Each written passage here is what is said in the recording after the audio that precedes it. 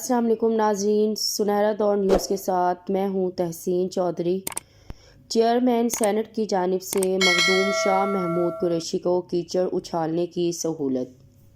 نیا پاکستان میں لوگوں کی بے رحمانہ تذلیل سے لطف اندوز ہونے کے ہم عادی ہو چکے ہیں۔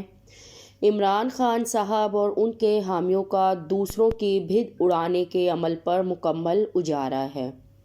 خود کو پارساؤں جیسا نیکوکار سمجھتے ہوئے وہ اپنے ہر مخالف کو بکاؤ، جھوٹا اور بدکردار تصور کرتے ہیں، ان سے ہاتھ ملانے کو بھی آمادہ نہیں۔ چند ہی روز قبل وزیر اعظم صاحب نے عام پاکستانیوں کے مبینہ طور پر براہ راست فون لیتے ہوئے واضح الفاظ میں بیان کر دیا تھا کہ وہ شہباز شریف کو سیاستدان اور قومی اسمبلی میں قائد حزب اختلاف نہیں بلکہ مجرم سمجھتے ہیں۔ قومی اسمبلی کے اجلاس میں وہ اس لیے شریک نہیں ہوتے کیونکہ وہاں بیٹھے گھٹیا لوگ ان پر آوازیں کستے ہیں۔ ایسے ماحول میں شاہ محمود قریشی صاحب نے منگل کے روز یوسف رضا گیلانی کی ذات کو نشانہ بنانے والی جو تقریر سینٹ کے اجلاس میں فرمائی ہے، اس نے کم از کم مجھے تو حیران نہیں کیا۔ ملتان سے نمودار ہوئے مخدوم کے مقابلے میں سینٹ کے چیئرمین کا رویہ بلکہ مزید پریشان کن تھا۔ موصوف نے شاہ محمود قریشی کو ڈھٹائی سے خوشامدانہ سہولت کاری فراہم کی، واضح پیغام دے دیا کہ ان کے چیئرمین سینٹ ہوتے ہوئے اپوزیشن بینچوں پر بیٹھا کوئی ایک شخص بھی خود کو حکومتی صفوں سے اچھالے کیچڑ سے محفوظ تصور نہ کرے۔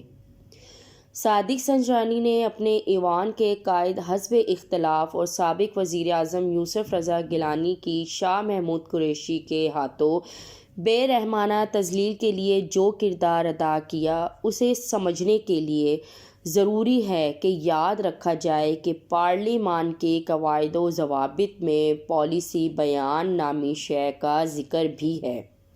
اس کی بدولت وفاقی کابینہ کا کوئی بھی رکن قومی اسمبلی یا سینٹ کے اجلاس میں کسی بھی وقت نمودار ہو کر حکومت کی کسی پالیسی کی وضاحت یا دفاع کا حق رکھتا ہے۔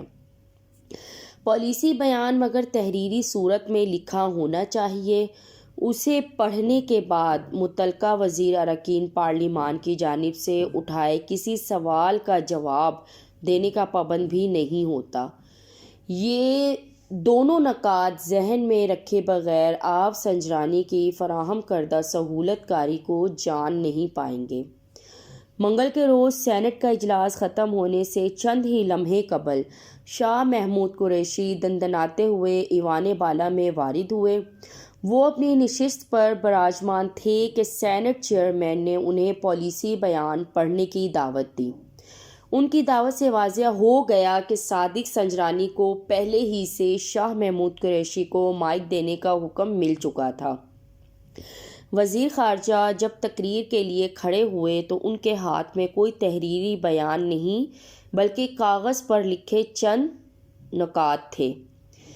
ابتداً انہوں نے تاثر یہ دیا کہ وطن عزیز کے وزیر خارجہ ہوتے ہوئے وہ قوم کو یقین دلانا چاہ رہے ہیں کہ اسٹیٹ بینک آف پاکستان کو کامل خود مختاری عطا کرتے ہوئے پاکستان نے قومی خود مختاری پر کوئی سمجھوتا نہیں کیا ہے۔ شاطرانہ مہارت سے وہ یہ حقیقت نظر انداز فرما گئے کہ عالمی معیشت کا نگہبان ادارہ IMF گزشتہ کئی مہینوں سے پاکستان پر اسٹیٹ بینک کو کامل خود مختاری فراہم کرنے کا دباؤ بڑھا رہا تھا۔ اس ضمن میں تیار ہوئے قانون کا مسودہ بارہا IMF کو منظوری کے لیے بھیجا گیا۔ باقاعدہ اور غیر سرکاری رابطوں کے ذریعے IMF سے یہ درخواست بھی ہوتی رہی کہ وہ مطلوبہ قانون کی چند شقوں کو نرم رکھنے میں آمادہ ہو جائیں۔ IMF والے مگر ٹس سے مس نہ ہوئے۔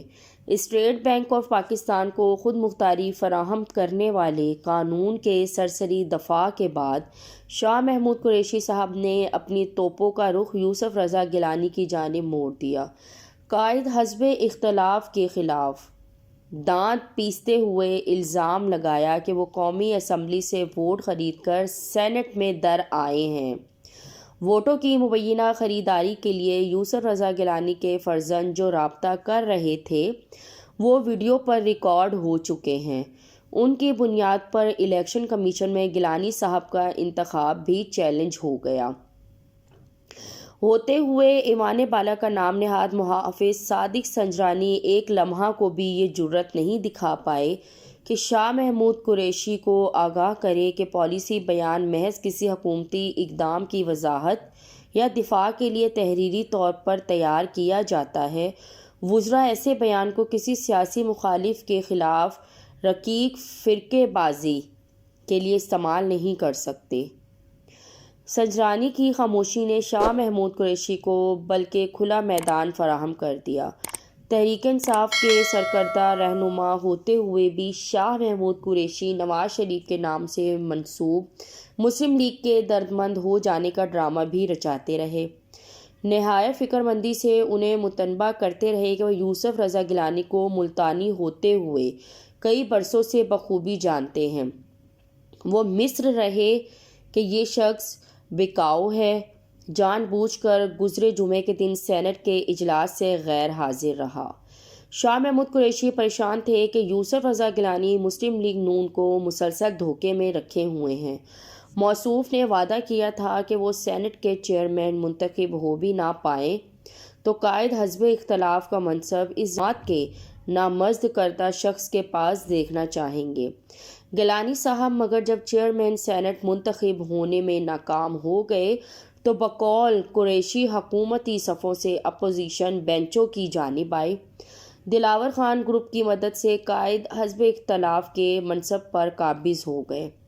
مسلم لیگ نون نہ جانے کیوں دھوکہ دہی کی اس واردات کو بھول چکی ہے۔ وزیر خارجہ کی تقریر سنتے ہوئے کئی بار مجھے یہ گمان ہوا کہ جیسے دل سے وہ بھی اسٹیٹ بینک آف پاکستان کو مختاری دینے والے قانون کی منظوری نہیں چاہ رہے تھے۔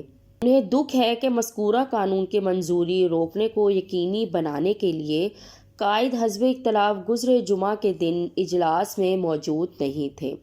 وفاقی حکومت کے اہم ترین وزیر ہوتے ہوئے بھی شاہ محمود قریشی حقارت سے یہ تاثر بھی پھیلاتے رہے کہ جیسے نادیدہ قوتوں نے گیلانی صاحب کی غیر حاضری یقینی بنائی۔ فرض کیا کہ شاہ محمود قریشی صاحب کا یہ تاثر درست بھی ہے تو عمران حکومت اور اس کے وزراء کو اس ضمن میں نام نہاد نادیدہ قوتوں کا شکر گزار ہونا چاہیے۔ ان کی مبینہ مدد میسر نہ ہوتی تو پاکستان کو ایوان بالا اسٹیٹ بینک آف پاکستان کی خود مختاری والا قانون مسترد کر دیتا۔ وہ مسترد ہو جاتا تو پاکستان کو IMF سے $1 ارب کی امدادی رقم بھی میسر نہ ہوتی۔ یوسف رضا گیلانی صاحب نے شاہ محمود قریشی کے بقول اگر واقعتاً کسی اور کے اشارے پر عمران حکومت کو کمک فراہم کی ہے تو ان جیسے اہم وزراء کو اس کی بابت بردبار خاموشی اختیار کرنا چاہیے تھی۔ شکر گزاری مگر خود کو خاندانی رئیس اور پاک باز مخدوم تصور کرتے افراد کا شیوا نہیں، وہ اس دھرتی پر موجود ہر انسان سے مریدوں والی اطاعت گزاری کی توقع رکھتے ہیں۔ اپنی انا کے خول میں بند ہوئے یہ سوچنے کو تیار ہی نہیں ہوتے کہ ان کے ہذیانی کلمات در حقیقت کیا پیغام دے رہے ہیں۔ سینٹ کا چیئرمین ہوتے ہوئے صادق سنجرانی کا یہ بھی فرض تھا کہ شاہ محمود قریشی کی پالیسی بیان کے نام پر یوسف رضا گیلانی کی بھت اڑانے والی تقریر کے بعد یوسف رضا گیلانی کو ذاتی وضاحت والا حق فراہم کرتے۔ انہوں نے اس کا طرد بھی نہیں کیا۔ جیسے ہی قریشی صاحب کی دھواں دھار تقریر ختم ہوئی تو اجلاس کو جمعہ کی صبح تک مؤخر کر دیا۔ گیلانی صاحب شاہ محمود قریشی کی تقریر کے دوران قابل ستائش صبر اور بردباری کے ساتھ اپنی نشست پر براجمان رہے۔ اجلاس ختم ہونے کے بعد اپنے چیمبر میں آئے صحافیوں کو نہایت تحمل سے مطلع کیا کہ وہ جمعہ کی صبح شاہ محمود قریشی کی تقریر کا جواب سینٹ اجلاس کے دوران ہی دیں گے۔ گیلانی صاحب کو شاید خبر نہیں کہ صادق سنجرانی نے جمعہ کا اجلاس فقط کشمیریوں سے یکجہتی کے اظہار کے لیے مختص کر دیا ہے۔ اس روز کسی اور موضوع کو زیر بحث لانے کی اجازت نہ دینے کا اعلان بھی کر رکھا ہے۔ جمعہ کے روز گیلانی صاحب نے ذاتی وضاحت کے لیے فلور مانگا تو حکومتی صفوں سے دہائی مچائی جائے گی کہ کشمیر جیسے اہم ترین مسئلے کو بھلاتے ہوئے قائد حزب اختلاف ذاتی وضاحت کو مرے جا رہے ہیں۔ مسئلہ کشمیر کی بابت بے حسی کا طعنہ اپوزیشن کو دفاعی کونے میں چپ چاپ دبک کر بیٹھ جانے کو مجبور کر دے گا۔ یوں ایوان میں وزیر خارجہ کی وہی تقریر گونجتی رہے گی جو منگل کے روز سینٹ اجلاس کے آخری لمحات میں انہوں نے صادق سنجرانی کی بھرپور مدد سے یوسف رضا گیلانی کی ذات پر کیچڑ اچھالنے کے لیے فرمائی ہے۔